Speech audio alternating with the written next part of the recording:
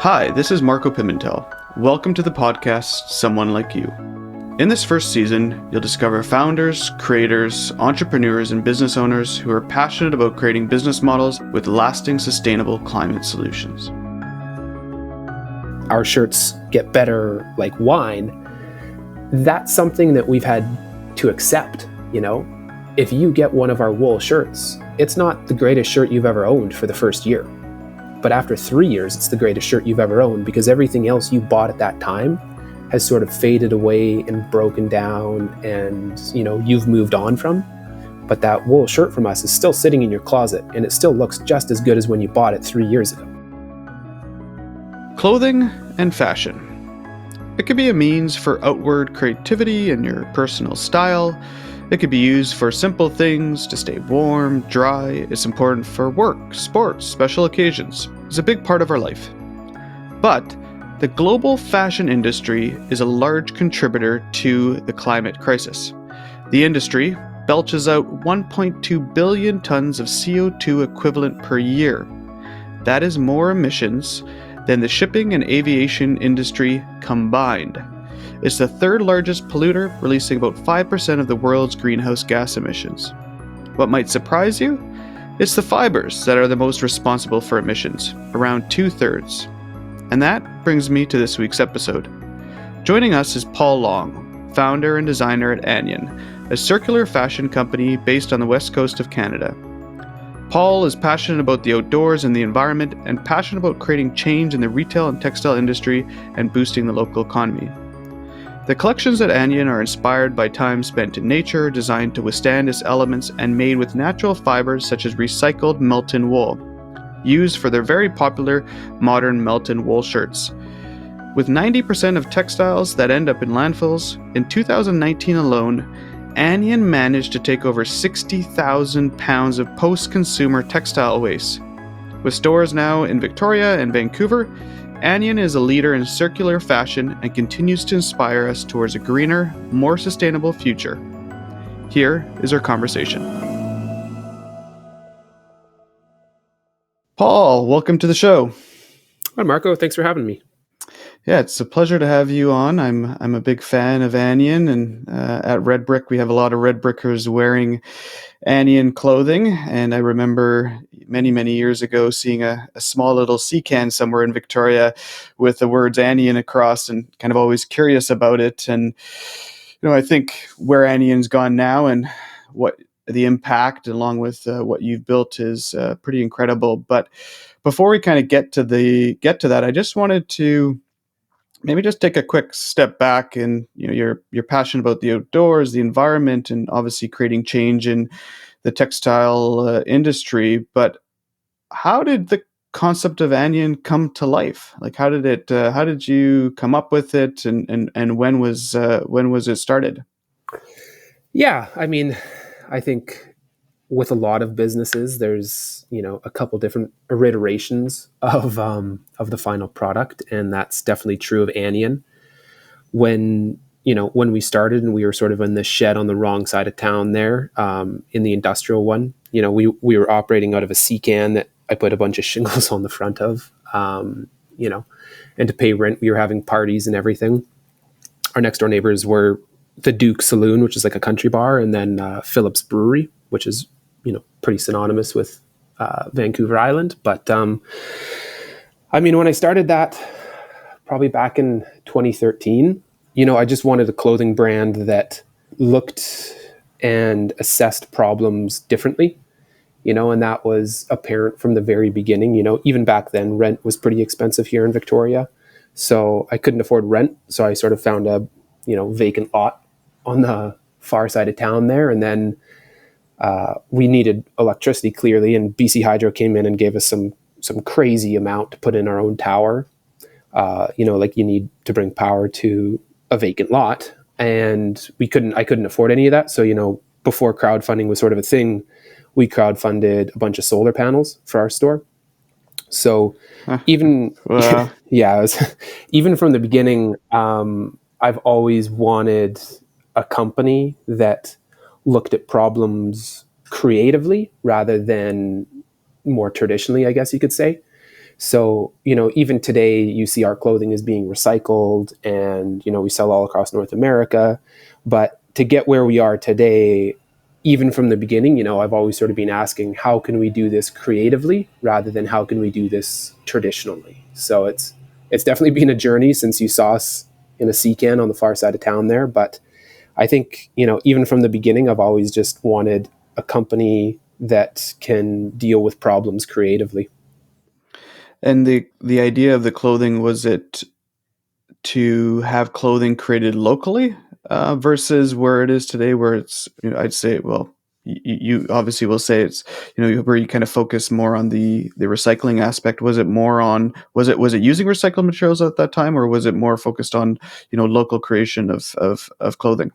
Yeah, I mean, at the beginning, I was fairly idealistic, and I wanted a Canadian clothing company that was made in Canada, from start to Yeah. finish. So, from the weaving to the spinning to the yarning to the CMT cut measure trim to the final product on the shelf, I wanted all Canadian. I wanted to really emphasize like, hey, this is made here.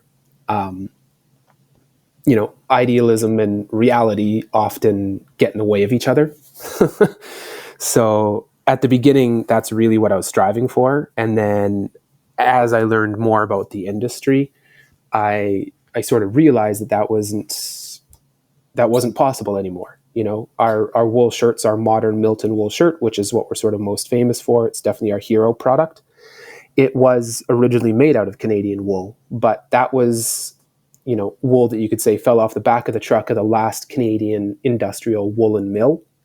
And when that stuff dried up, I was forced to look at a sourcing problem. And that's, where the beginning of our products today that you see sort of originates. When I couldn't source Canadian anymore, I had to start looking elsewhere. And then that was probably in 2015. So that was a good year or two into the journey of Anian, but then that was another reiteration of Anian that we see today, where I was forced to just, assess a problem and come up with another creative solution on how I wanted to source my goods. Yeah.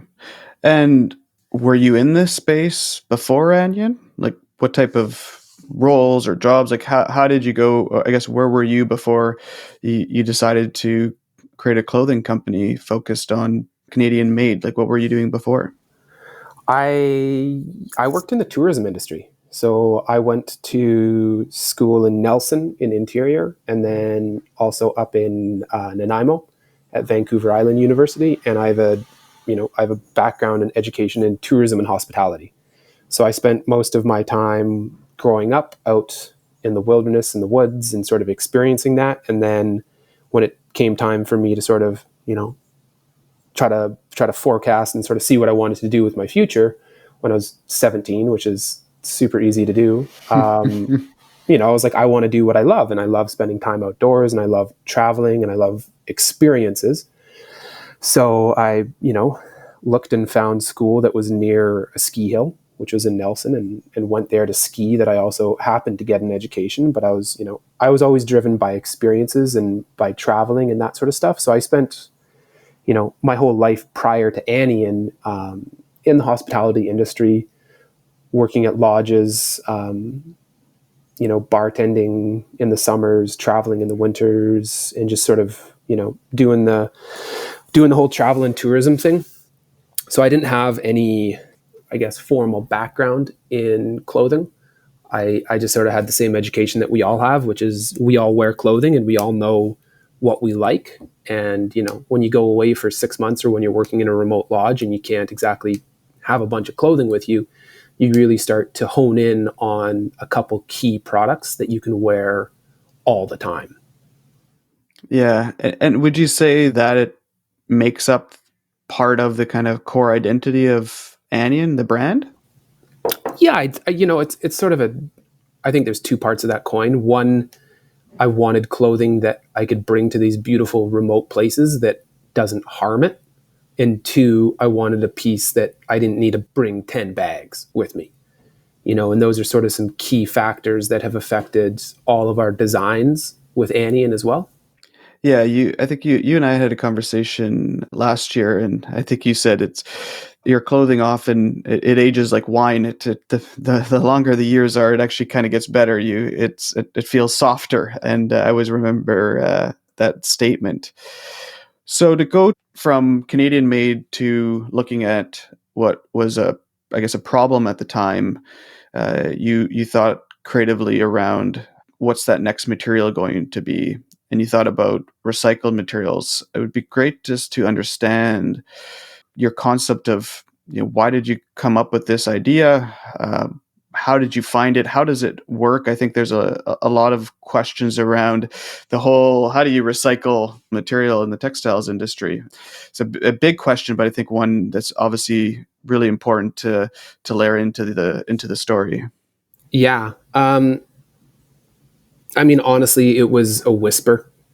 It was a whisper that people could recycle wool specifically. And it was hearsay. You know, you'd be working with some importers here, some importers there. I was sort of looking in Japan, Asia, America, South America, Europe. And I was trying to find a supply chain and a mill that I felt comfortable working with.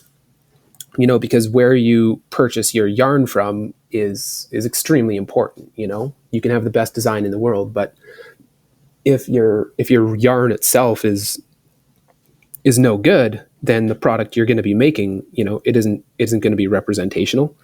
So it was sort of a whisper, to tell you the truth. It was like, people were like, oh yeah, I heard that they can do this over in Europe, or, oh, I heard they could do that over in Portugal, and it probably took me about 2+ years of, I think, honestly, just going through almost every single producer that I could find, calling people up, talking to people, going on this rumor, going through that, oh, I met somebody that could do that. Oh, I heard of somebody that could do this. And developing this sort of understanding of where and who actually and truly does recycle textiles. It was, and in the meantime, we also still had to be making clothing. We still had to be providing a quality product to our customers. So, you were coming into the store, we were still trying out, some Japanese mills. Maybe their prices were, not lining up, maybe some American, maybe some importers. And the whole time we're sort of in the back of the house, and I'm trying to figure out how and where we can source recycled textiles from. And, the clothing world is such a complex and global industry. It's daunting now for me to look back on it, and I don't know if I'd have it in me today to do it again, because it was literally finding and creating an entire new supply chain that nobody really knew anything about. So there was a lot of risks of, hey, let's buy some of this meterage, let's buy some of that meterage. How does it react? How does it wear? Because the shirt that you buy from us at the end of the day is a representation of our designs, of our supply chain, of the authenticity of the entire product. So I ended up getting a BlackBerry Messenger of a lady in North Italy, who had a couple connections to some recyclers over there. And it was honestly me just chatting away with her for a couple months, and sending some yarns here and sending some sample meterage there, and slowly just building up this business relationship with people halfway across the world that I'd never even met before. And slowly but surely, we were able to reconnect with the recycling sort of community, which is, it's out of North Italy. And it took a lot longer than you would think. And it's pretty crazy now to look at it, because you look at our whole supply chain, and, I'd say about 90% of our goods are all recycled, and we don't use any dyes, and we've come so far. But it's also, any good thing just takes time. And it's probably taken us close to 6 years now to be able to sort of fully flush that supply chain out. But, in short, it was just following a rumor and just following that rabbit hole deeper and deeper and deeper into the sort of black book, I guess you could call it, of supply chain management through the textile industry. Yeah. And for if we're thinking if it took, 6 years to build this supply chain, how does a wool shirt become recycled? So to start there, Hmm. like how does a shirt, we know fast fashion is pumping out crazy amounts of fabrics and material. It's a huge issue, obviously on a very global scale. But how does one item become recycled? Is it eventually, through donations and then donations? How does that process begin for that fabric?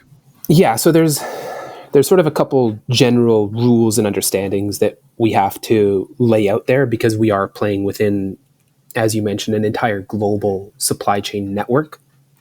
We're not big enough to dictate the rules that we play by. It is a global system, and a $1 billion, probably, way more than that industry that we're dealing with.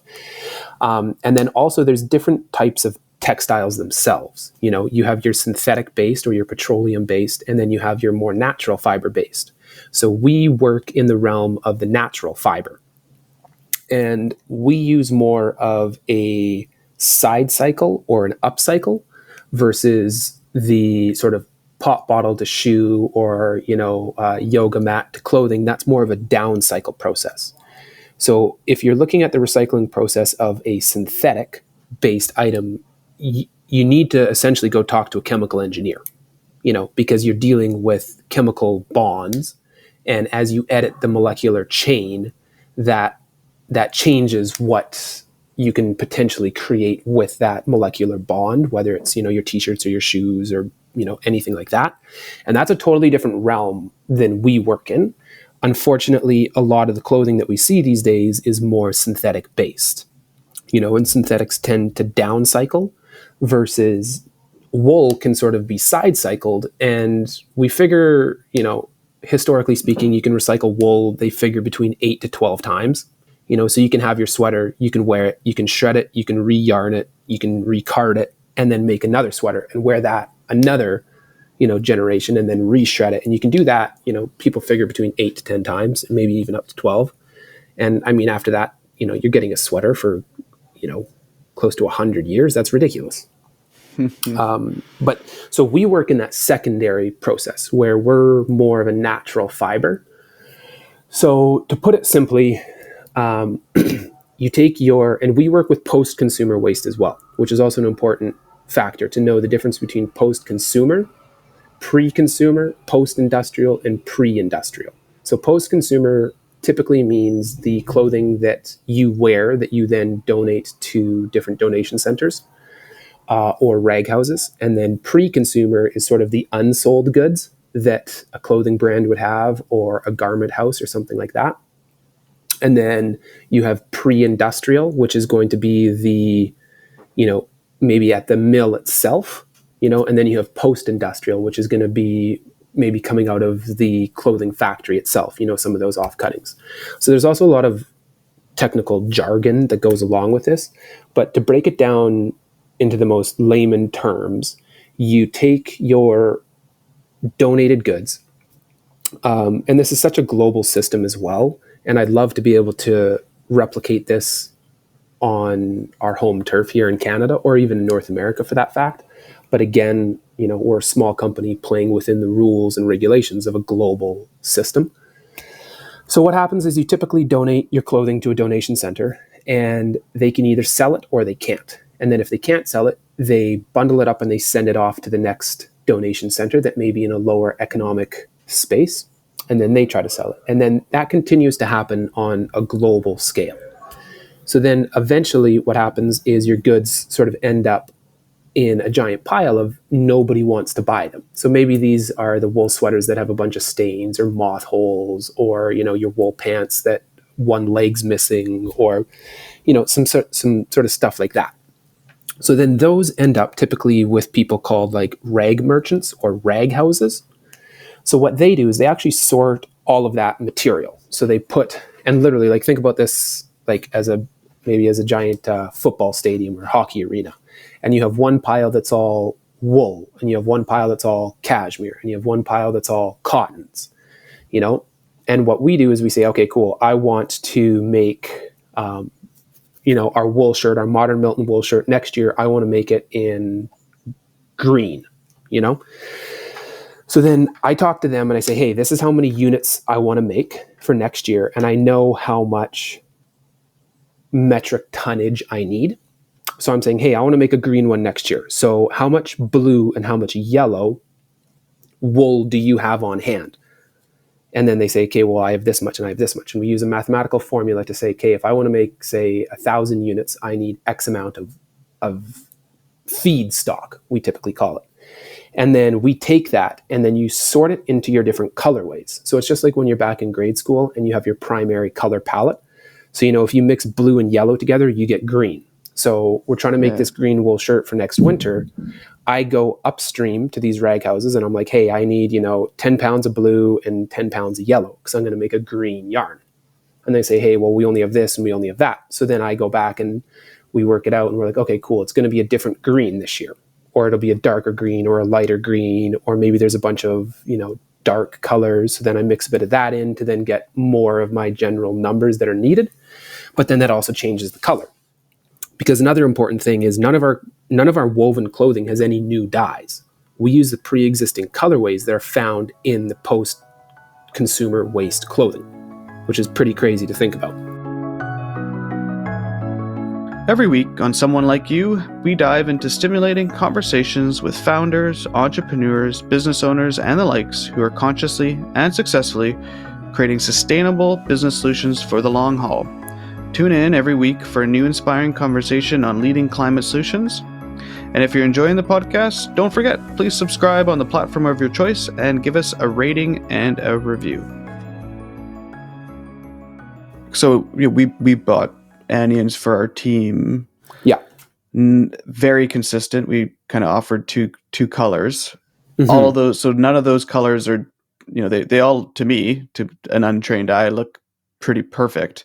But all of those none of those are dyed to be that very specific. It's all done through existing fabrics to create that color tone collectively. Yeah. And that's sort of like, there's like a very specific time in our supply chain that I think alchemy essentially happens, because we take all of these, and maybe you guys got an olive or green or whatever the color is. To get that color, we take the metric tonnage of the different colorways or feedstock that are needed, and we shred them up, and then we do a process called recarding. And recarding is essentially like creating a dreadlock. So you take your sweater and you shred it down into mulch, right? Like insulation. And then we wash it. So now it's like wet, soggy insulation. And then we super dry it. So it's super, super fluffy. So now it's back up to the insulation that you would sort of see in your wall, that pink stuffy stuff that gets all over your skin and makes you itchy. And then we use a process called recarding. And this is essentially making a dreadlock. So at this point, you literally are taking your feedstock of the blue old sweaters and the yellow old sweaters that have been shredded up, mulched, washed, cleaned, and you're mixing a specific weight or a specific amount of those back together into each other until you get a dreadlock, which is pretty thick. And this is where you're getting the color from that you see in our clothing. Now, once we have that thick dreadlock, we then pull it and twist it until it's as thin as the original hairs that we were matting together. This is where sort of the magic happens, because we're creating a new color from pre-existing colors. So we don't need to add any dyes or any chemicals to it because they're already pre-existing in the post-consumer waste that we've sourced. And who would be, and I definitely want to explore the understanding of that full process and how much of it you've had to spend to get there, or what was a pre-existing part of this process before Anian. But who would be buying this otherwise alongside Anian right now? In terms of the waste that's there, like who else is purchasing this? For a long time, it was a lot of the emergency blankets, that you see, that sort of the Red Cross donates. unfortunately, we're sort of finding ourselves right now in a space where it's cheaper and easier to create a new synthetic than it is to create a to to sort to go through that whole process, to create the say the blankets out of pre-existing textiles.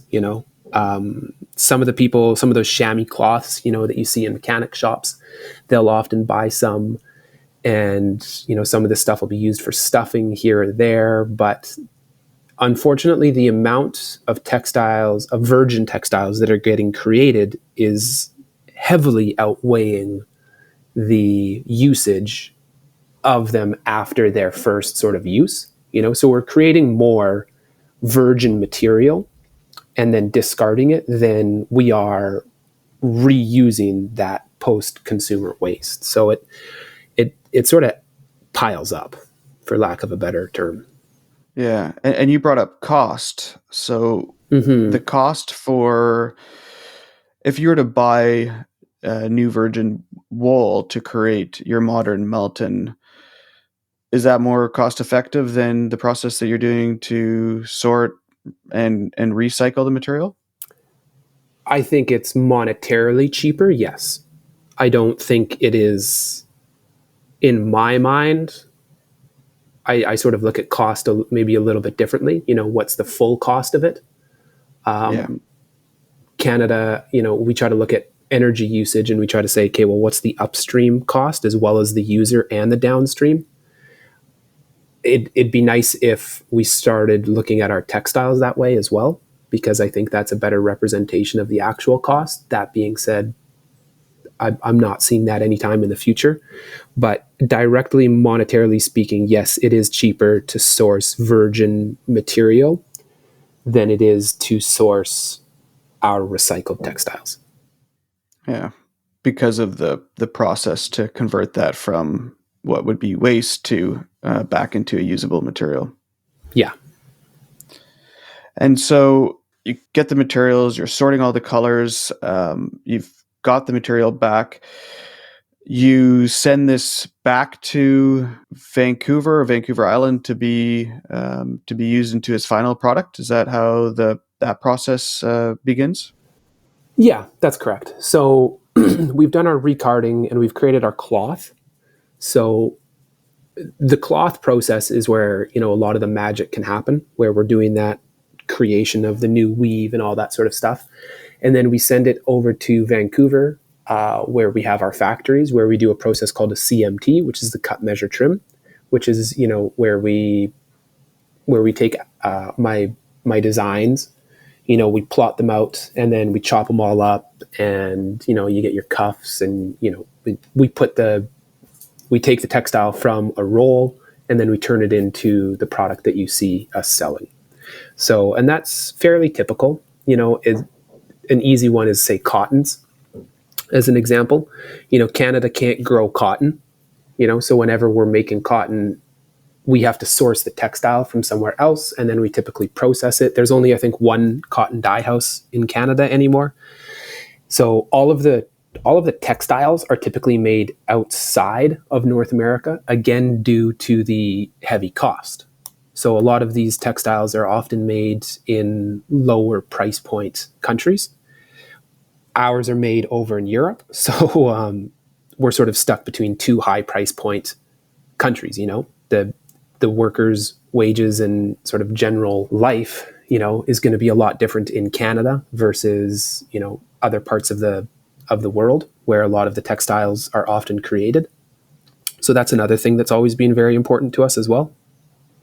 But yeah, so we take the bolts, we send them over to Vancouver, and then this is where we create our clothing. And what from we've kind of talked about the process. It's an incredible process. So I understand. I think you made that statement earlier on that if you knew what it would take to get to where you are today, you probably wouldn't have done it. It's a great statement. How did you then market this? Because this is a process. Obviously, the quality needs to be there, and I would say that from my own opinion of the products is that quality is fantastic, and you tell people. But how did you end up taking these products and market them, and how did that? And I guess what I'm trying to understand is the effort and the process and the care. Did that drive a lot of that market demand? And what would you consider the success of Anian in terms of how you've grown it now that you've taken this process and built these products? I mean, yeah, that's the golden question, right? Like, how do you create a company? How do you create a successful brand with brand recognition? I don't think that there's one single answer. Ever since the beginning, we've never wanted to be a company or a brand that heavily advertises as eco-friendly or green or anything like that, because my viewpoint has always been that fashion itself will always be changing, whether it's green fashion, whether it's fast fashion, whether it's slow fashion, but fashion itself still sticks around. It's just a different term that people put in front of it. So I never wanted to have our company branded as, a specific style of fashion. I just wanted us to be, quality clothing has never gone in or out of style. It may not be as successful as some of the mass fast fashions, but I don't really want to be. I just want to be a brand that people can buy comfortably and feel good wearing, that also happens to have all of those other backing points behind it. That it's like, hey, this is made out of recycled textiles. Hey, this is still made in North America. Hey, this still is that quality that people talk about. Yes, we actually take care of our customers. And then from there, it's definitely a slow build, but I think it's a more authentic and genuine build. And just like you mentioned, our shirts get better like wine. That's something that we've had to accept. If you get one of our wool shirts, it's not the greatest shirt you've ever owned for the first year, but after 3 years, it's the greatest shirt you've ever owned, because everything else you bought at that time has sort of faded away and broken down, and you've moved on from. But that wool shirt from us is still sitting in your closet, and it still looks just as good as when you bought it 3 years ago. And that's sort of the eureka moment for people. Once they've owned our goods for a year or two, they're like, man, this stuff is just, it's amazing. It's still here. It's still there. I get to wear it every day. This is amazing. So for us to get here, it's definitely, we've taken a long route, definitely. Yeah, it reminds me a lot of what Patagonia has done, and if you've read the book, the Let My People Go Surfing, by its founder Yvon Chouinard, it's a great book, but the core principle of Patagonia was always to just be creative, to create good products, quality products, and just challenge it. But this overnight success of Patagonia is many, many, many, many years, always challenging and always doing kind of the right thing, which has led to what looks like a massive overnight success. And how do they market? How do they get there? And Yeah. how do they do that? But it's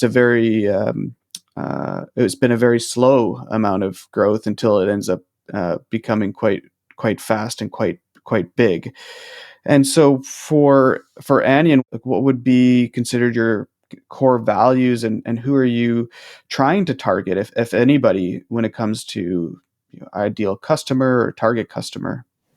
Yeah. And I think it's so true that the overnight success always takes people about 10 years to get. Um, I think that's such a true saying. And I mean, for us, when we go out and we target customers, we're sort of looking to create a product that causes a positive impact. So, when you're given a choice and you want to buy a product, and it's like, hey, here's an equally priced product. It's equally as accessible as some of the other sort of designer brands out there. The only difference is ours takes clothing out of landfills, and we don't use dyes, we don't use any of those chemicals, and we just try to provide an equal product that just causes a positive impact. And then the other thing is we want to have products that last with that heritage quality. And that's sort of the customers that we attract naturally, is people that just want to buy something and just have it last, you know?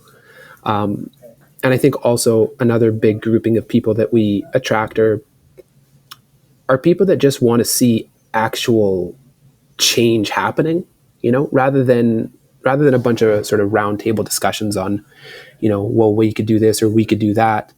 Here's a brand that's just quietly doing it. We're not shoving it down your face. We're just making recycled clothing, making it last, not pushing that down your throat as much, and just sort of saying, what, here's the product, you decide for yourself. If you like it, go tell somebody.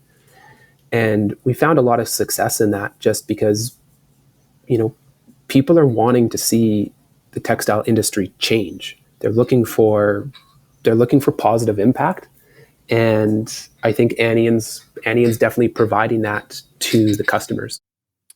Yeah, we had an experience towards the end of the year when we were purchasing a fairly large order of Anians, and I loved it because being a large order, being the time of the year is towards the holidays in December. I think it was the lead time to create an order like that was, I wouldn't say it was long, but we had to wait. And the team was like, "Oh, is it okay to wait?" And I was like, "Absolutely, it's okay to wait. This is, this is what we should be doing. It shouldn't always be sitting there and waiting for us. And in some scenarios, it is, but often this is how things have to get produced. And when you do this, you have a lot less waste. So I love that. I loved waiting, and not to say we waited a long time or anything, but the idea of that really resonated with the team as well. And I think that's how the principles and how you create your products, that's really impactful. When we think about larger mission for Anian, we had Felix Bach, who's the founder of Chop Value, and it was a really great episode because he's super humble and incredibly intelligent, but he's using a chopstick and recycling a chopstick as really a framework to say to people, there's a circular economy out there. The circular economy can work. Like, I can do this with a bloody chopstick. You can do it with other businesses. How do you Absolutely. think Anian plays in that larger mission when it relates to just climate change and impact and sustainability? I think it's so similar. We're saying, hey, look, we're doing this. We are creating a circular economy. We may not be doing it perfectly, but we are doing it. And we're here to inspire everybody else that, go out and do it yourself. Grab your chopsticks, grab your whatever it may be. There's so much opportunity out there right now to start moving into this circular economy, because the consumers, they're so hungry for it. They're so hungry to see these opportunities and these creative solutions to what, the past generation was considering waste. And I think the more creative you can be with it, the more success you'll find. And I think we're sort of at a time right now where it's a little bit spotty, sort of all over the map with these different circular brands and different circular products. But the creative individuals out there and the creative businesses that look at this waste as a positive rather than a negative, they're just going to see more and more success, because, if we can do one thing on a larger scale, it is to show individuals, businesses, municipalities, governing systems that circular is not a boardroom talk. It is action, and it's happening everywhere right now, and hopefully we can inspire others in their own industry to do the similar things. And, it doesn't have to be perfect. It just has to be something. Yeah. There's a great campaign that you run every Black Friday, and I love getting the email when it happens, because it's really about our culture of over consumerism. And you close your doors, you encourage your staff to go spend time outside, and there's other initiatives, and I hope this helps other brands to see that you're doing that too. But for people wanting to just understand what can they do when it comes to buying fashion in relation to the environment and their impact, what are the things that people should be thinking about when they do that? Because fashion also plays a role in creativity, and it plays a role in individuality, and it has that place in society too. So how do you balance that, and what should people be thinking about? Yeah, we close our doors on Black Friday, like you said. We close down the website. We ask our staff, go take the day off, go smell the roses, for lack of a better term. We're not saying, don't go out and buy things. We're just saying, hey, maybe check yourself. Maybe just think about it for a minute when you're in the store. Maybe even 10 seconds. Just take a couple deep breaths when you're in the change room and just be like, hey, am I actually going to wear this? Am I actually going to watch this TV? Am I going to use these shoes? Because I think the first and the easiest, most impactful thing we can all do as consumers is just say, hey, if I'm going to buy this, I need to use it, because it's this purchasing of non-use that is ending up as a problem. And on Black Friday with all these deals and everything, if you've been saving up the whole year to buy that TV, go buy that TV. We're not saying don't go buy it, but with closing our doors on Black Friday, we're just trying to set an example of just asking people to take a deep breath, to go enjoy nature for our staff, and just to sort of think about your purchases. If you want that shirt, go buy that shirt, but just make sure that you're going to wear the shirt. The worst thing we can do as a society is go out and buy 100 things and just leave them in the closet and never wear them. So when we close on Black Friday, we're just trying to say, hey, just take a breath, think about it. If you still want to buy the shirt, buy the shirt, buy the TV, buy the, running shoes or whatever it may be. But just think about it for a second and be like, hey, I actually want that, Yeah. Yeah, it makes a whole lot of sense. And we're kind of getting towards the end of our time. So I think it kind of leads into just kind of one of my last questions is that I'm a huge fan of the book The Lorax. It's a one I read to my kids and they love it. And I love it just because it's a super simple story about how an individual with a seed can change an outcome.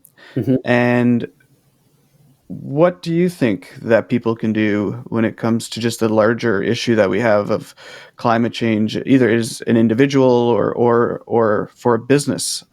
What do you think people can do as that first step? I think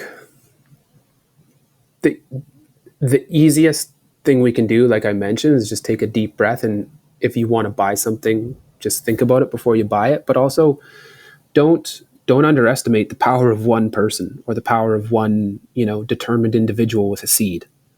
Your impact can be so huge on everybody around you. And, maybe you're wearing one of our shirts, and you're just super stoked on it. And you're just telling people, you're like, hey man, check this out. We're definitely moving into a realm and a time in our society where, with so much information out there, the most powerful thing is still word of mouth and sort of the referral umbrella.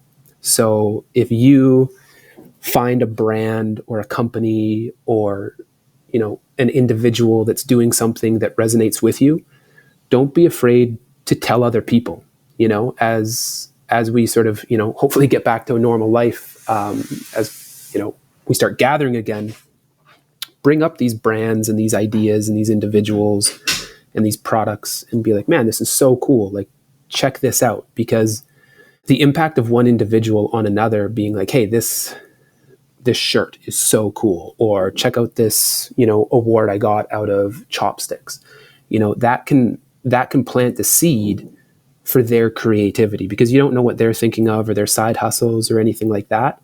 So I think, the biggest thing that we can do is not be afraid to share our love and appreciation of different brands that are doing a positive impact. Yeah. Well said. And I wanted to just thank you today for coming on and the work that you're doing. And I think people will further appreciate what Anian is doing and the hard work. And it's difficult. And like you said, the amount of effort to do what you're doing, but the outcome of it has been incredibly impactful. So well done to you and to your team for what you've been doing. For anybody that's interested in Anian, obviously, if you live on the west coast of Canada, you have a couple of retail locations in Vancouver and as well as in Victoria. But for others that are not on the west coast of Canada, they could find you online. Yep. Yeah, and we ship everywhere in the world. So Yeah, fantastic. Well, thanks again, Paul, and I'm excited to follow your journey as you keep building an overnight success. 10 years in the making, Marco. Yeah, thank you, Paul. Thanks. Take care. This podcast is co-produced with The Brand is Female. I hope you've enjoyed today's episode of Someone Like You. And if you did, please share this. We're a new podcast, and I would love it if you could share it with a family member, friend, colleague, work colleague. Share it on Slack, whoever you do. Just share and spread the message of these incredible brands. Please also support these type of companies. They're doing the hard thing, and the hard thing often takes a lot of people to get on board. And don't forget, please subscribe on the platform of your choice and give us a rating and review. I'm Marco Pimentel. Thank you for joining us today. For more information on Someone Like You, you can find us on Instagram at Someone Like You Podcast with all the links to the podcast, our website, and more information about the brands that we feature. Thank you again.